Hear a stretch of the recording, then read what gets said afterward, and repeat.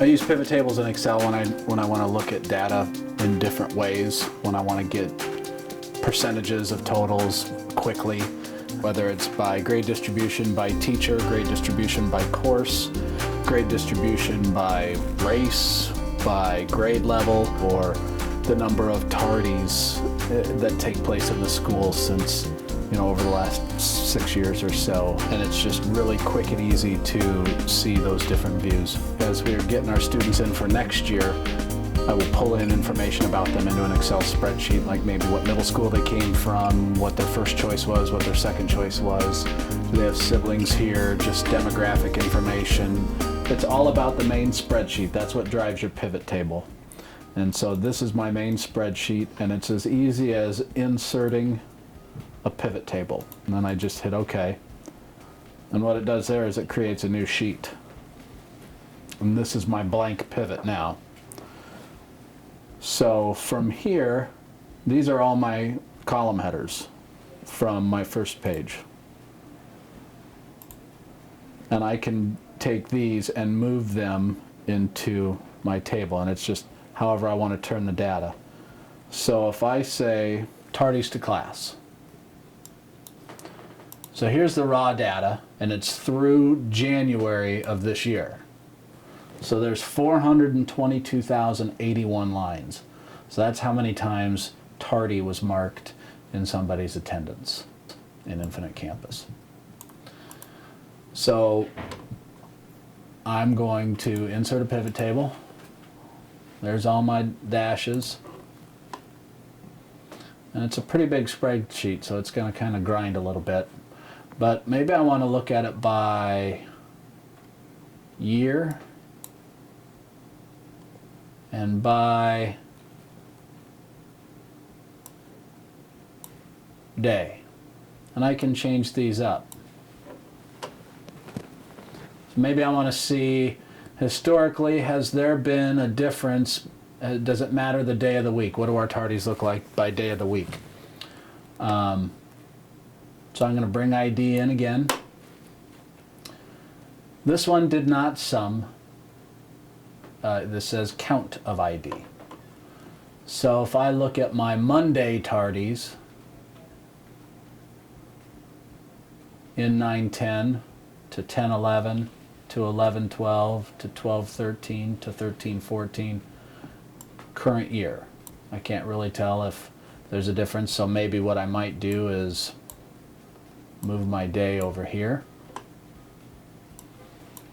Again, it's all just kind of messing and moving it around to where you want. It's really easy to do and to bring it over from campus, and it allows you to convert it quickly and to get some pretty valuable information in a really short amount of time. I work with a lot of data as an economist, and I use Excel spreadsheets all the time.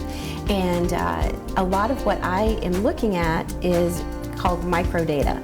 So it is data maybe at a county level, and there are over 3,000 counties in the United States. And so what pivot tables allow me to do is organize the data in a very fast and efficient way. In our research, because we focus on our regional economy, oftentimes I just am looking at specific states. And in our district, we have 7 states, so I might have data for the whole U.S., but I only want to look at our 7 states. And one of the things that we tend to look at is economic growth in metro areas versus rural areas. And I have a spreadsheet where I have all of the counties in Nebraska, and I have them coded whether they're metro or rural.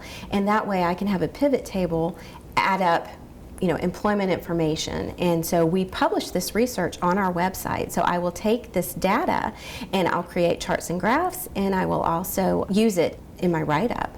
So it's published. And once I've created a pivot table, it's very easy to update. So when new monthly data comes in, I can simply add that column and label it appropriately, and then I can refresh my pivot table and Excel will still do all the calculations for me. So within my team, I use them to monitor volume of calls. I use them for ideas submittal that come in from within our retail teams. They're also very highly used within our portfolio management group to look at customer demographics, how things are broken out as far as customer classifications or type of customers that we have. I'm sure that our finance team uses those for interest rate breakdowns, and they're used extensively. Part of what my team does is take external calls for our customers, and we have to make sure those phones are staffed from 7 in the morning till 6 in the evening.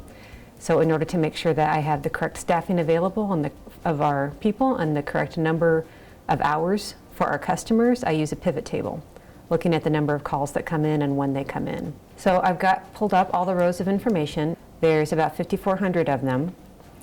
You can see there's quite a few columns of information, and it's going things like what month did the call come in, the day, what day of the week, what week of the year, broke it all down, and then what's the start time that they did.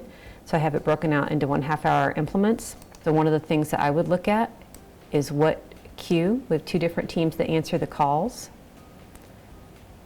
What day are those calls coming in? And then I'll look at the number of calls that are handled. So that can tell me very quickly what day of the month those come in. If I didn't want to look at the day of the month, if I wanted to look at the day of the week, I could bring that in instead. If I didn't care what queue it came in, I could take that out and say between both queues, these are the days of the week that those come in. If I said Saturday didn't matter, I didn't want to look at that because that was just an aberration, I can take that out. If I want to look and see what's the percentage of calls, then I can change that within the pivot table. And also see that then the percentage, we definitely have more calls on Monday than we do on Friday, but it's not completely out of balance. So I'm able to change and look at that very quickly. If I wanted to look at the queues differently, I can bring them up above and look at one team and how did their calls fall in, or another team and how did their calls fall in. So it's that easy to manipulate the information. The other thing that you can do with it, which is pretty cool, is create charts off the information. And that just gives you a quick visual way to see what the data is showing you.